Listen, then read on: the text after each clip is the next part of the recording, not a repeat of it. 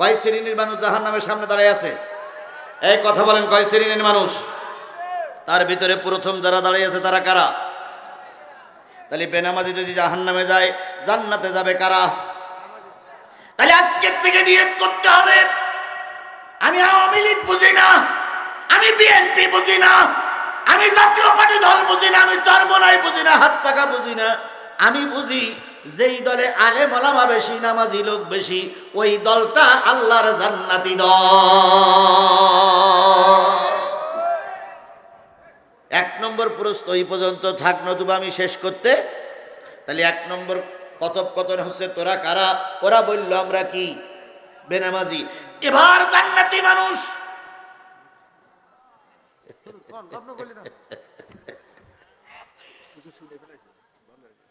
এবার জান্নাতি মানুষ, এবার জান্নাতি মানুষ 2 নম্বর লাইনের দিকে প্রশ্ন করে বলবে, বুঝলাম যারা সামনে দাঁড়িয়ে আছে তারা কি? এই কথা বলেন, তারা কি? বেনামাজি, তারা কি? এবার 2 নম্বর লাইনে তোরা কারা দাঁড়িয়ে আছিস একটু বল তো দেখি, তোরা কারা? এবার দেখেন উত্তর দিচ্ছে, আল্লাহ বলতেছেন ওয়ালাম নাকুনু নুতিমুল মিসকিন।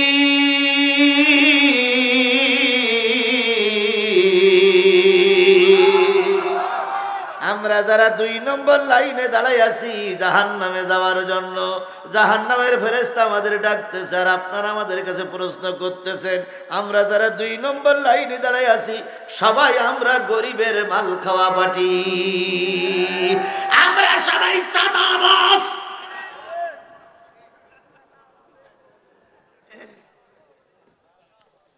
আবারও বলি ভাই, লাইন ঠিক আছে তো? আমি আবারও বলি, যদি মনে করেন জিহাদের আলোচনা ভুল তথ্য পরিবেশন হচ্ছে, আলেমকে কোরআন শরীফ নিয়ে মঞ্চে পাঠান, আমার ভুল কে ধরুক। এই জোরে বলেন, আমার ভুল কে ধরুক? আলেমে ধরুক। আপনি এশার নামাজ পড়েন নাই, সারাদিন মুতে পারি নেননি, এপাশে এক বাড়ি ওপাশে এক বাড়ি বেরিয়ে ঢং ঢং করে উঠে আইছেন, আপনি কোন রকম কায়দা কানুন করে টুপি এক কান মাথায় দিয়ে মাহফিল শুনতে আসছেন, আমি আপনার লোকমা গ্রহণ করব না। লোকমা দেবেন তিনি যিনি কোরআন হাদিস বোঝে। ওয়াজ হচ্ছে না ওরে আমার দুলাভাই, ওয়াজ হচ্ছে না তো তুমি ওয়াজ করো, আমরা শুনি। বড্ড কাটি দিতে পারো লোকে। গোটা বাংলাদেশে ওয়াজ করে বেড়াচ্ছি, গোটা বাংলাদেশে ওয়াজ করে। এবার একটা ধারণা আমার মেসেজের ভিতরে আসছে, বলবো? যদি সব কিছু ঠিক থাকে আর নির্ধারিত সময়ে যদি আল্লাহ পাক আমাদের অন্ধকার ঘরে থেকে সাপোর্ট মারার সুযোগ করে দেয়, আগামী দেশ হবে কোরআনের দেশ, আগামী দেশ হবে কোরআনের দেশ, আগামী দেশ হবে কোরআনের দেশ। হাজারো চেষ্টা করে বাধা দিয়ে দমাই রাখতে পারবা না, পারবা না, পারবা না। ভাও বকাঝকা করে লাভ নাই। আপনারা বলেন আমরা যদি যাই তাহলে আমরা মদিনার সনদ দিয়ে দেশ চালাবো, তাই বলে না ভাই? তাই বলে না?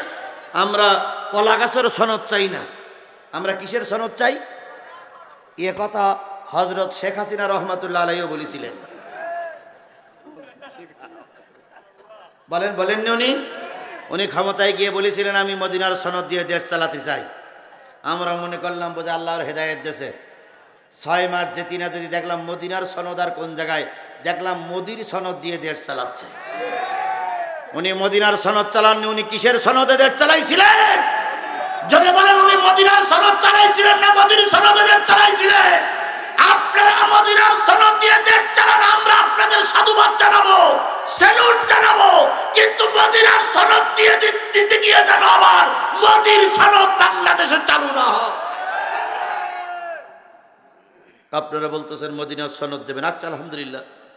মদিনার সনদ দিয়ে দেশ চালাইছিলেন আবু বকর সিদ্দিক রাদিয়াল্লাহু তাআলা আনহু।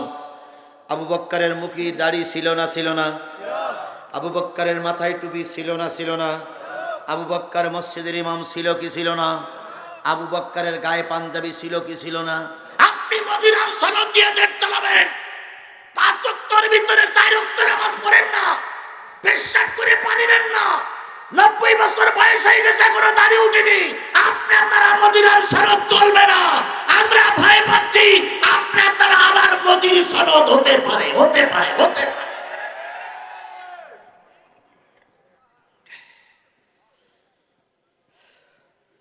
হক কথায় কি বললেন আপনি? হক কথায় কি হয়ে হ্যাঁ, আল্লাহ আমাদের বোঝার তৌফিক দিক। তাহলে 2 নম্বর লাইনে যারা দাঁড়াই আছে তারা কি খাওয়া পার্টি? কার মাল? মিসকিনের মাল খাওয়া পার্টি। 2 নম্বর লাইনে দাঁড়ায় আছে মিসকিনের মাল সবচেয়ে বেশি হুজুররাই খায়।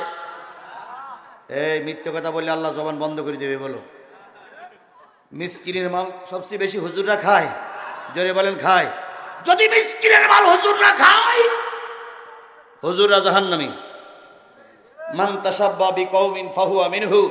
যেই দলের সঙ্গে যেই দলের ওর সঙ্গে ওঠা বসা চলবে, আপনি যেই দলের সঙ্গে থাকবেন ওই দল যেখানে যাবে কিয়ামতের দিন আপনি সেখানে যাবেন।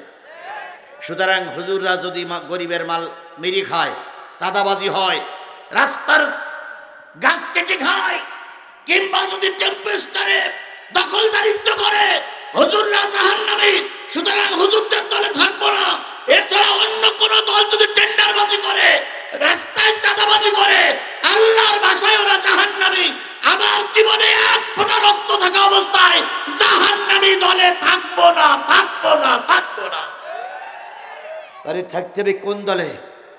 কারা কারা কোরআনের দলে থাকতে রাজি আছেন? একটু হাত উঁচু করে দেখান তো, কারা কারা কোরআনের দলে থাকতে রাজি আছেন? আল্লাহ, আল্লাহ এই হাতগুলোরে কবুল করে নাও, আল্লাহ এই হাতগুলোরে কবুল করে নাও, আল্লাহ এই হাতগুলোরে কবুল করে নাও। নারে তাকবীর, লিল্লাহি তাকবীর। আল্লাহ রাসূল কি মিসকিনের মাল খেয়েছিলেন না মিসকিনের বুঝাই দিয়েছিলেন? ও ভাই, 54টা বছর আমার দেশ স্বাধীন হয়েছে। কয় বছর? 54 বছর আমরা অনেক কিছু দেখলাম, কিন্তু একটা বারের জন্য আমরা কোরআন দিয়ে দেশ চালানোটা দেখিনি। এখন যদি একটা বার যদি কোরআন দিয়ে দেশ চলে, দেশে শান্তি আসতে পারে কি পারে না? তাহলে আমরা কি একটা বারের জন্য কোরআন রাখি চাই না? তাহলে আল্লাহ বলতেছে মিসকিনের মাল যারা খাবে তারা যদি জাহান্নামে যায়, তাহলে আপনারা মিসকিনি মাল খাওয়ার পার্টির পক্ষে থাকবেন না বিপক্ষে থাকবেন? সিদ্ধান্ত আপনাদের এটা। এবার 3 নম্বর লাইনটা খুবই ভয়াবহ। ভাই ভাই, মুরব্বি মুরব্বি মুরব্বি,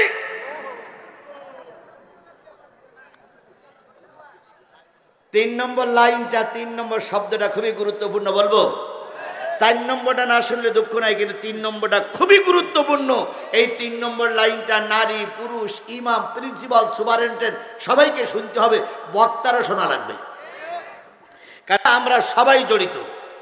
বলবো? কষ্ট হচ্ছে? বক্তা নিয়ে আসার সমস্যা নেই, আমি সময় মতো ছেড়ে আসলি পা ছেড়ে দেবো, কোনো টেনশন নেই।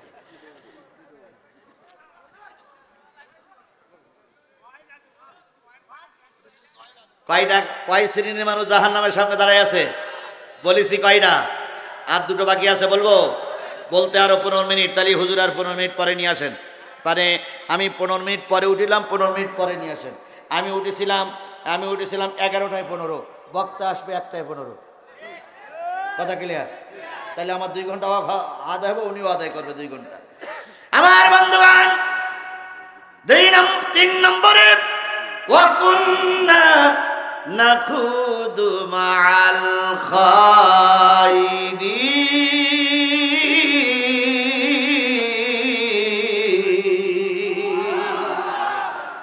আল্লাহ বললেন বান্দারা শোনো, 3 নম্বর লাইনে যারা দাঁড়ায় আছে জান্নাতি মানুষগুলো উপরের থেকে জাহান্নামীরা জাহান্নামের দরজা খুলে একসঙ্গে বলবে বুঝলাম। প্রথম লাইনে যারা দাঁড়ায় আছে তারা কি? 2 নম্বরের লাইনে দাঁড়ায় আছে তারা কি?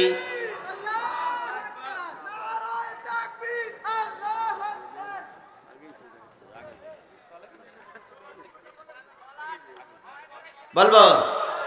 একজনের হক নষ্ট করে তো লাভ হবে না ভাই, একজনের হক নষ্ট করে লাভ হবে না ভাই।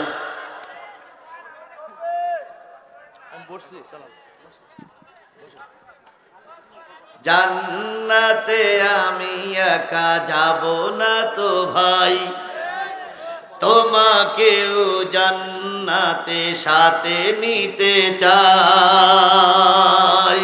জান্নাতে আমি একা যাব না তো ভাই, জান্নাতে তোমাকেও সাথে নিতে চাই। ভাই বসেন, আমি এখনো ছেড়ে দিইনি তো, বসেন। আপনারা চলুন, আপনারা আমার সঙ্গে ওয়াদা করেছেন যতক্ষণ কোরআনের কথা চলবে ততক্ষণ থাকবেন না ইনশাল্লাহ। পরের ভাই এসে উনি আপনাদের মেনটেন করে নেবেন, অন্তত আমার সঙ্গে ওয়াদা আপনারা রাখবেন, নতুবা মুনাফিক হয়ে যাবেন।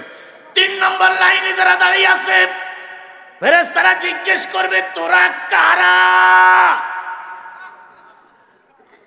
এবার 3 নম্বর লাইন থেকে উত্তর উঠবে আমরা হলাম দিন কায়েমের বিরোধী শক্তি। বাংলার জমিনে তথা আমার জমিনে, পাবনার জমিনে আল্লাহর কোরআন প্রতিষ্ঠিত হোক এটা আমরা চাইতাম না। তার ভিতরে আমরা ছিলাম একদল হুজুর। এরকম হুজুর বুঝি পাবনার দিকে নাই? এরকম হুজুর বুঝি পাবনার দিকে নাই? এরকম হুজুর বুঝি পাবনার দিকে নাই? বিশ্বাস করো মৌলবীরা, বিশ্বাস করো বক্তারা, বিশ্বাস করো মুহতামিমেরা, বিশ্বাস করো প্রিন্সিপালেরা, 54 বছর পর আল্লাহ একটা সুযোগ আমাদের দিয়েছে। এই সুযোগটা যদি কাজে লাগাতে না পারি তার জন্য একদল হুজুররা দায়ী, হুজুররা দায়ী, হুজুররা দায়ী। তবে আল্লাহ রহমত করেছে, হুজুররা এবার এক প্ল্যাটফর্মে এসে গেছে। একটু সুবহানাল্লাহ জোরে বলা যাবে না?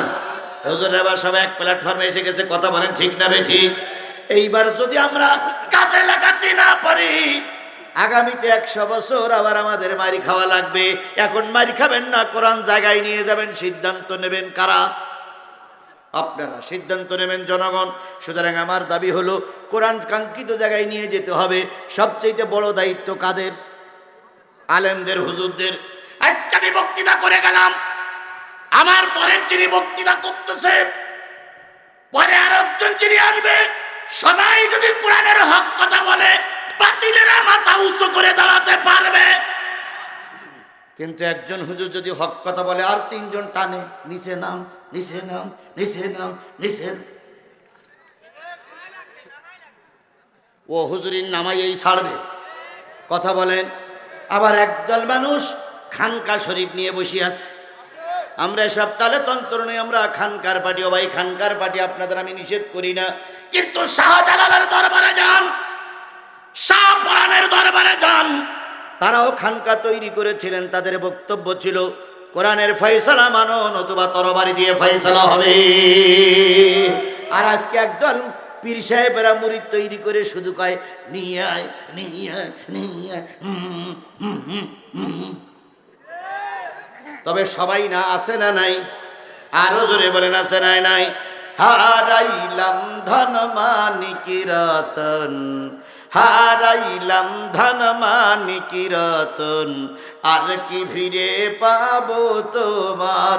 তোমার জন্যে কান্দে ভুবন, তোমার তুলনা নাই রে।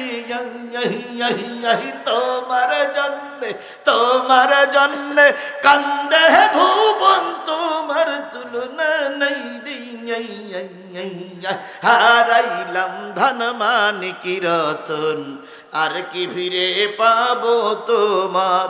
তুমি আমার দয়াল বাবা, তুমি আমার। আছে আছে আছে আছে। তুমি আমার দয়াল বাবা, তুমি আমার কিবলা কাবা, তুমি বিনা আছে কে পাওয়া ধমের এই দুনিয়া। দেখবেন একজন গান গায় আর কিছু লোকে হাইয়া হাইয়া হাইয়া হাই,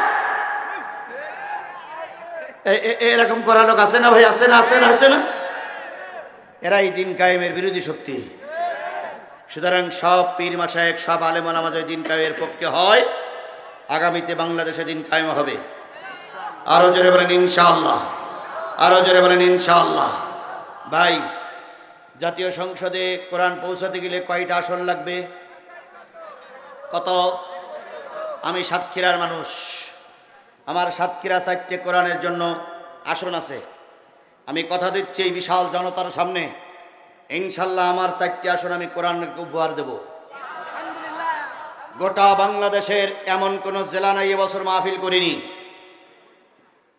আমি সমস্ত বাংলাদেশ কুড়াইয়ে নেতাদের সঙ্গে কম্প্রোমাইজ করে হাতে ধরে পায়ে ধরে সকলের কাছে পায়ে ধরে অনুরোধ করে গোটা বাংলাদেশে আমার 4টে সহ 150টা আসন আমরা কোরআনের জন্য দেওয়ার জন্য প্রস্তুত। দেশে কি কোরআনের আইন প্রতিষ্ঠা হবে? না, হবে না। কয়টা লাগবে? আমরা দিলাম কয়টা, বাকি আছে কয়টা? সেই আসনটা আমি পাবনার থেকে আশা করছি।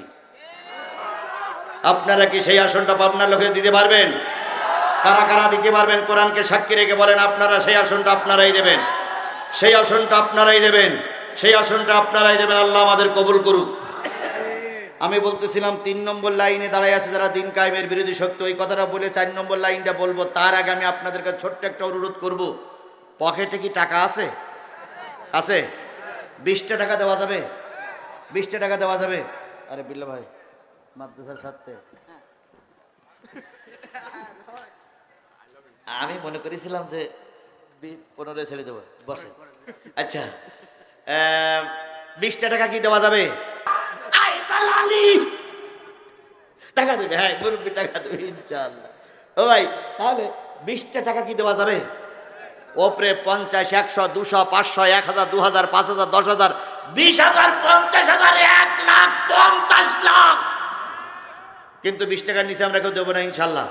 পকেটে হাত দেন তো, আমি হাত দিচ্ছি, হাত দেন তো সবাই, পকেটে হাত দেন তো, দেন দেন।